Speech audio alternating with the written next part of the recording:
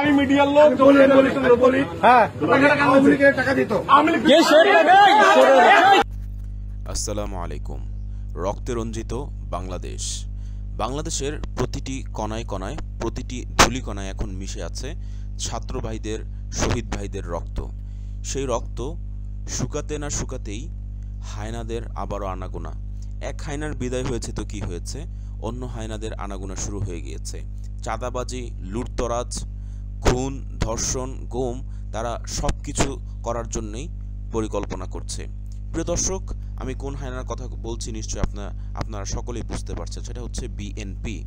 এই বিএনপি নামক যে দলটি আছে এবং তারেক রহমান নামক যে ব্যক্তিটি আছে, এরা হচ্ছে বাংলাদেশের জন্য কলঙ্ক। আপনাদেরকে অবশ্যই মনে রাখতে হবে, আমরা যদি একটা সুন্দর বাংলাদেশ চাই এবং একটা নৈরাজ্যহীন বাংলাদেশ চাই, একটা প্রকৃত গণতান্ত্রিক এবং ওয়েলফেয়ার একটা কান্ট্রি চাই, তাহলে অবশ্যই এই তথাকথিত বিএনপি এবং আওয়ামী লীগের রাজনীতি থেকে আমাদের বেরোয় আসতে হবে। আপনি আমার সাথে একমত হন বা না হন, আজ থেকে 100 বছর পরে হলেও আপনাকে এই বিএনপি এবং আওয়ামী লীগকে বাংলাদেশ থেকে বিতাড়িত করতেই হবে, চাই সেটা যেভাবেই হোক না কেন। এই বিএনপি ক্ষমতা, আওয়ামী লীগের ক্ষমতা যেতে না যেতেই বিএনপি লুটতরাজ, চাঁদাবাজি এবং তাদের দুপক্ষের মধ্যে সংঘর্ষ শুরু হয়ে গিয়েছে শুধুমাত্র ক্ষমতা দখলের জন্যে, শুধুমাত্র তাদের পেট ভরার জন্যে, শুধুমাত্র তাদের অর্থবিত্ত এবং প্রতিপত্তি এবং ক্ষমতা বাড়ানোর জন্যে। এদের নিয়ত কখনোই পরিষ্কার না। এরা শুধুমাত্র জনগণের ভোটের দিকে তাকিয়ে আছে, কিভাবে তারা জনগণকে শাসাবে, কিভাবে তারা জনগণের উপর ত্রাস সৃষ্টি করবে, কিভাবে তারা জনগণকে মেরে খাবে।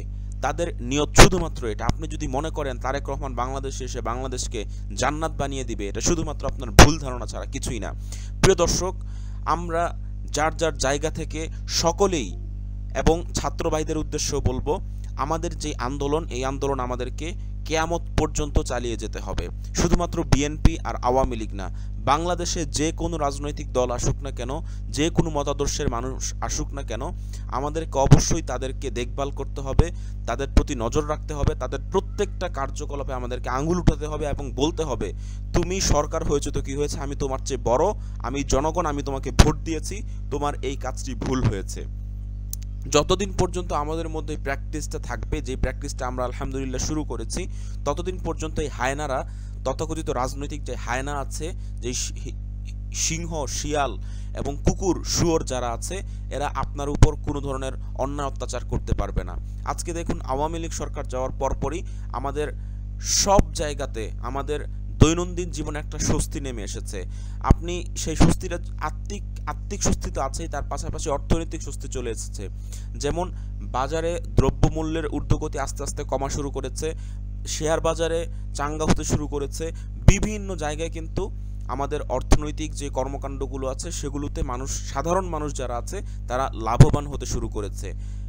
আমাদের এই লাভবান ততক্ষণ পর্যন্তই থাকবে যতক্ষণ পর্যন্ত আমরা এটা মনিটরিং করতে থাকবো।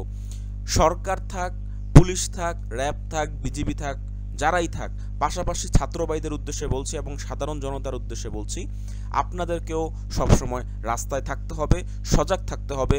যে কোনো জায়গায় গেলে আপনার কাছ থেকে চাঁদা চাইলে আপনাকে চাঁদা দেওয়া যাবে না।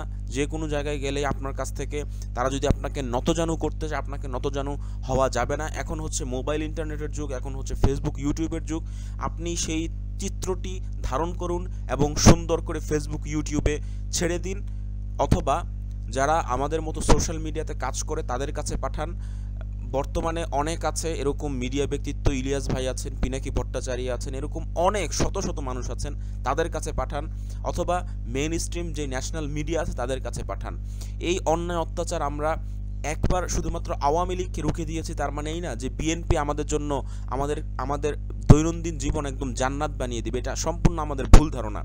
বিএনপি একমাত্র তার নেতাকর্মীদের জন্যই জান্নাত বানাবে। আমরা যারা সাধারণ মানুষ আছি, আমরা যারা খেটে খাওয়া মানুষ আছি, আমাদের জন্য কিন্তু বিএনপি ইতিমধ্যেই জাহান্নাম বানানো শুরু করে দিয়েছে। ইতিমধ্যেই অনেক ভিডিও ভাইরাল হচ্ছে এবং আমরা অনেক ভিডিওতে দেখতে পাচ্ছি যে বিএনপির নেতাকর্মী বা বিএনপির টোকাইরা, তথাকথিত নেতাকর্মীরা, তারা হচ্ছে রাস্তায় রাস্তায় বের হয়ে কিন্তু চাঁদাবাজি শুরু করে দিয়েছে এবং ইতিমধ্যে গণমাধ্যম থেকে শুরু করে বিভিন্ন কর্মীদের কাছে কিন্তু তারা নাস্তানাবুদ হচ্ছে এবং ছাত্রদের কাছেও কিন্তু তারা নাস্তানাবুদ হচ্ছে। প্রিয় দর্শক, আমরা যতদিন পর্যন্ত সজাগ থাকবো, সজাগ দৃষ্টি রাখবো, ততদিন পর্যন্ত এই বিএনপি এবং আওয়ামী লীগ নামক যে হায়না আছে, এবং বাংলাদেশের রাজনীতি মানেই এটা হচ্ছে একটা হায়নাদের চর্চা, এই হায়নাদের থেকে বাংলাদেশ মুক্ত থাকবে। তবে এই হায়নাদের দিয়েই দেশ চালাতে হবে, কারণ এই হায়নাদের ছাড়া আপনি দেশ চালাতে পারবেন না। কারণ বাংলাদেশের সাধারণ মানুষের সেই যোগ্যতা আস্তে আস্তে হচ্ছে। ইনশাল্লাহ আস্তে আস্তে বাংলাদেশের সাধারণ মানুষ দেশ চালাবে। ওই হায়নারা শুধুমাত্র চেয়ারে থাকবে আর পিছন থেকে আমরাই দেশ চালাবো। আল্লাহ আমাদের সকলের সহায় হোক। আসসালামু আলাইকুম।